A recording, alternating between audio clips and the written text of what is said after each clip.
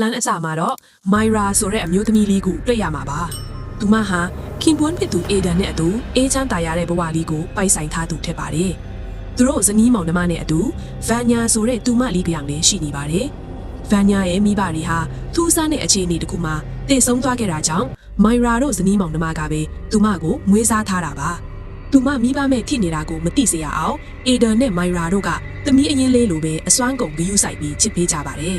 ဒါပေမဲ့လည်းဗန်ညာလေးဟာသူမရဲ့မိခင်ရင်းကိုအမြဲတမ်းလွမ်းဆွနေတတ်ပြီးသူမရဲ့မျက်နှာတက်မှာလည်းအမြဲတမ်းဝမ်းနည်းရည်တွေလွှမ်းမိုးနေခဲ့ပါတယ်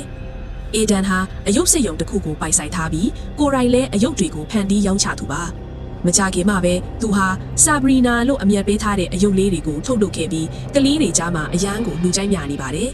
ဇနီးဖြစ်သူမိုင်ရာအတွက်လည်းအခြားအယုတ်တွေထက်ပိုလှပြီးပိုကြီးတဲ့အထူးပြုလုပ်ထားတဲ့ဆာဘရီနာအယုတ်ကြီးတစ်ယုတ်ကိုလက်ဆောင်ပေးခဲ့ပါတယ်မိုင်ရာဟာလည်းခင်ပွန်းဖြစ်သူရဲ့အမတ်တရားလက်ဆောင်ကိုအလွန်ပဲသဘောကျခဲ့ပါတယ်နောက်တစ်ခါမှတော့ဗန်ညာလေးကြောင်းရောက်နေတာကိုတွေ့ရမှာပါအဲ့ဒီမှာဒီတိုလို့ခေါ်တဲ့ကျောင်းနေပဲတငယ်ချင်းတယောက်ကမျက်စိမိတ်ပြီးချာလီဆိုတဲ့ game တစ်ခုကိုကစားနေပါတယ်ဒီတိုဟာဒီ game ကိုသုံးပြီးသူ့ရဲ့ကွယ်လွန်သွားတဲ့အဖွားဖြစ်သူရဲ့ဝိညာဉ်ကိုလူလောကထဲခေါ်ယူဖို့အကြိုးစားနေတာပါဒါကိုတွေ့တဲ့ဗန်ညာဟာစိတ်ဝင်စားသွားပါတယ်ဒီတိုကဗန်ညာကိုရှင်းပြတာကတော့ဒီ game ကိုကစားပြီးရင်ဝိညာဉ်တွေပြန်သွားနိုင်ဖို့အတွက်စူတောင်းစာတစ်ခုကိုရွတ်ဖတ်ရမယ်လို့ပြောပြပါတယ်ဒါအပြင်ဝိညာဉ်တွေကိုမြင်နိုင်စွမ်းရှိတဲ့ app တစ်ခုအကြောင်းကိုလည်းပြောပြခဲ့ပါတယ်ဗန်ညာဟာဒီတိုစီကနေအဲ့ဒီချာလီ game ပုတ်ပြားကိုယူလာခဲ့ပါတယ်အိမ်ရောက်တဲ့အခါမှာတော့သူမလွမ်းဆွနေတဲ့မိခင်ရဲ့ဝိညာဉ်ကိုခေါ်ယူဖို့အတွက်ဒီ game ကိုစတင်ကစားပါတော့တယ်မကြခင်မှာပဲသူမရဲ့အမေရောက်လာသည်လို့ခန်းစားလိုက်ပြီးဖုန်းထဲက app နဲ့ဝိညာဉ်ကိုလိုက်ရှာပါတော့တယ်တကယ်တော့အဲ့ဒီ app ကအတူအယောင်တက်တာဖွင့်ပေးမယ်ဗန်ညာတယောက်သူမအမေအစားမိုင်ရာကိုရုတ်တရက်မြင်လိုက်တာကြောင့်နှစ်ယောက်လုံးလန့်သွားကြပါတယ်အဲ့ဒီနောက်မှာတော့မိုင်ရာကဗန်ညာကိုသူမရဲ့အိတ်ခမ်းထဲမှာတိတ်ပေးလိုက်ပါတော့တယ်မာယာဟာဗန်ညာကိုတိတ်ပေးရင်းနဲ့ဆာရီနာအယုတ်လေးကိုပါအနားမှာထားပေးခဲ့ပါတယ်ဒါပေမဲ့တန်းကောင်ရဲ့အချိန်ဗန်ညာလေးအိပ်ပျော်နေတော့မှာတော့အဲ့ဒီအယုတ်ကြီးရဲ့မျက်လုံးတွေဟာလူတယောက်လိုလှုပ်ရှားနေတာကိုတွေ့လိုက်ရပါတယ်ကြည့်ရတာချာလီဂိမ်းကြောင့်တကယ်ပဲဝိညာဉ်တစ်ခုရောက်လာပြီးအယုတ်ထဲကိုပူကတ်သွားပုံရပါတယ်နောက်တနေ့မနက်မှာတော့မာယာဟာဆာရီနာအယုတ်ကြီးနေရာအလိုလိုပြောင်းနေတာကိုတွေ့ပြီးတုန်လှုပ်ခြောက်ခြားသွားပါတယ်အဲ့ဒီညပါပဲဗန်ညာကဖုန်းထဲက app နဲ့ထပ်ကြည့်တဲ့အခါမှာတော့တစုံတစ်ယောက်ကတူမကိုဗီဒီယိုထဲကိုအတင်းဆွဲတွင်သွားပါတော့တယ်ဒီအကြောင်းတွေကိုဗန်ညာကမာယာကိုပြောပြတဲ့အခါမာယာကတမိအမေအန်တိုနီကဆုံးသွားပြီးဖျားတဲ့ထင်စီရောက်သွားပြီလို့ချိုပြောခဲ့ပါတယ်ဒါပေမဲ့အန်တိုနီရဲ့ဝိညာဉ်ကတော့အဲ့ဒီအိမ်ထဲမှာပဲရှိနေခဲ့တာပါနောက်တစ်ညမှာတော့မာယာရှေ့မှာအန်တိုနီပေါ်လာပါတယ်ဒါပေမဲ့ခဏချင်းမှာပဲအဲ့ဒီဝိညာဉ်ဟာကြောက်မက်ဖွယ်ကောင်းတဲ့မိစ္ဆာတကောင်အဖြစ်ပြောင်းလဲသွားပြီးမာယာကိုတတ်ဖို့ကြိုးစားပါတော့တယ်မာယာရဲ့အော်ဟစ်တန်ကြောင့်အေရန်ရောက်လာခဲ့ပေမဲ့အဲ့ဒီမိစ္ဆာကသူတို့နှစ်ယောက်လုံးကိုအပြင်းထန်တိုက်ခိုက်ပြီးခြောက်လန့်ခဲ့ပါတယ်သူတို့ဇနီးမောင်နှံကအိမ်ထဲမှာမိစ္ဆာရှိနေပြီဆိုတာသိသွားတဲ့အတွက်နာမည်ကျော်ဝိညာဉ်လောကကျွမ်းကျင်သူဖြစ်တဲ့ Lawrence နဲ့ခင်ပွန်းဖြစ်သူ Raynette တို့ကိုအကူအညီတောင်းခဲ့ကြပါတယ်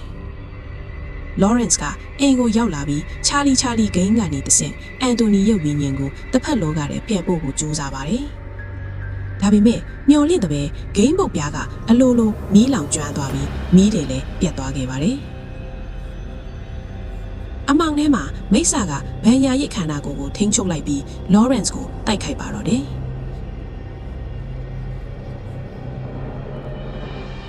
Lawrence ကအစွမ်းကုန်ခုခံရင်းနဲ့ဗန်ညာရဲ့ကိုယ်ထဲကနေမိစ္ဆာကိုမောင်းထုတ်နိုင်ခဲ့ပေမဲ့ဒေါသထွက်နေတဲ့မိစ္ဆာနဲ့သူတို့ကြားမှာပြင်းထန်တဲ့ကြိတ်ပွဲတစ်ခုဆက်လက်ဖြစ်ပွားနေပါတော့တယ်။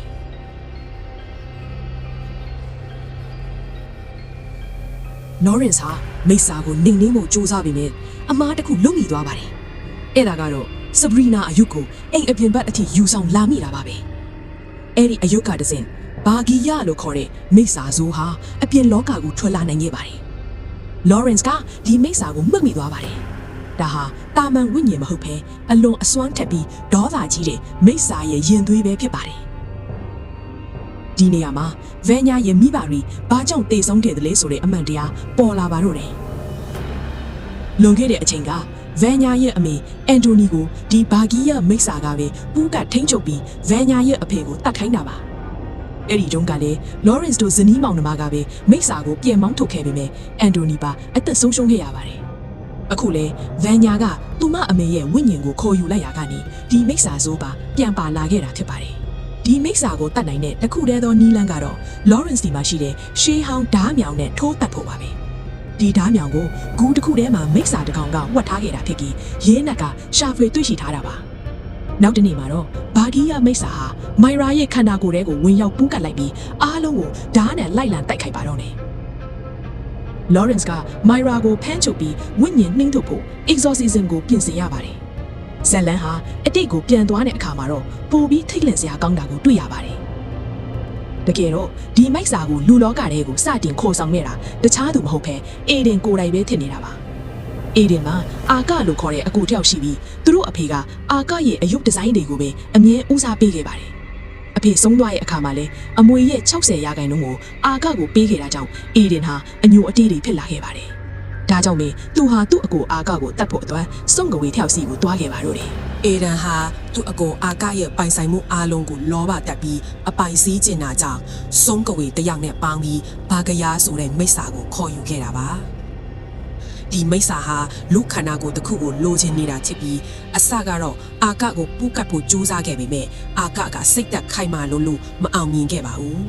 ဒါကြောင့်မိစ္ဆာဟာအာကအစားသူ့ဇနီးဖြစ်သူအန်တိုနီကိုပူးကပ်ထိန်းချုပ်လိုက်ပါတော့တယ်အခုမှပဲအားလုံးရှင်းသွားပါပြီဗန်ညာရဲ့မိဘရင်းတွေဖြစ်တဲ့အာကနဲ့အန်တိုနီတို့တည်ဆုံခဲ့ရတာဟာတခြားသူကြောင့်မဟုတ်ဘဲဦးလေးဖြစ်သူအေဒန်ရဲ့လောဘကြောင့်ပဲဖြစ်ပါတယ်ဘာကရားမိစ္ဆာဟာအခုတခါမှာတော့ပိုပြီးတန်မာတဲ့အေဒန်ရဲ့ခန္ဓာကိုယ်ကိုအသုံးချဖို့အတွက်သူ့ကိုပူးကပ်လိုက်ပြီးအားလုံးကိုပြန်လဲတိုက်ခိုက်ပါတော့တယ်ဒါပေမဲ့ရေးနက်ကမိစ္ဆာကိုအေဒန်ရဲ့ကိုယ်ထဲကနေအပြင်ရောက်အောင်နီးလန်းမျိုးစုံနဲ့ဆွဲထုတ်နိုင်ခဲ့ပါတယ်မိစ္ဆာဟာသူ့ရဲ့တကယ်ရုပ်သွင်းအစ်စ်နဲ့ Lawrence ကိုတိုက်ခိုက်ဖို့ပြင်လိုက်ချိန်မှာတော့ Lawrence ကလက်ထဲမှာအသင့်ရှိနေတဲ့နတ်မင်းသားမြောင်နဲ့မိစ္ဆာရဲ့ရင်ဖတ်တဲ့ကိုထိုးဆိုင်လိုက်ပါတော့တယ်မိစ္ဆာရဲ့ခန္ဓာကိုယ်ဟာတဖြည်းဖြည်းပျက်စီးသွားပြီးလုံးဝချုပ်ငိမ့်သွားခဲ့ပါတယ်ဇလန်အဆုံးမှာတော့ရဲတက်ခွဲရောက်ပြီးလူသက်သမားအေဒန်ကိုဖမ်းဆီးသွားခဲ့ပါတယ်မိုင်ရာနဲ့ဗန်ညာတို့လည်းဒီအိမ်မက်ဆိုးကြီးကနေလွတ်မြောက်ပြီးအေးအေးချမ်းချမ်းနေထိုင်သွားကြတာကိုတွေ့ရပါတယ်ဒါပေမဲ့ဇလန်ကဒီတင်မပြီးသေးပါဘူးခဏအကြာမှာတော့ Lawrence တို့ဇနီးမောင်လာကထူးဆန်းတဲ့အယုတ်တစ်ခုနဲ့ပတ်သက်တဲ့နောက်ထပ်အမှုတစ်ခုကိုလက်ခံရရှိခဲ့ပါတယ်ဒါဟာဘာကယောင်မိစ္ဆာဟာလုံးဝပျောက်ကွယ်သွားမှာပဲနောက်ထပ်အယုတ်တစ်ခုကနေအဆင့်လူလောကထဲကိုပြန်ရောက်လာပြီဆိုတာကိုပြဆိုရင်းဇလန်ကြီးကပြီးဆုံးသွားပါတော့တယ်ကြည့်ရှုပေးတဲ့အတွက်ကျေးဇူးတင်ပါတယ်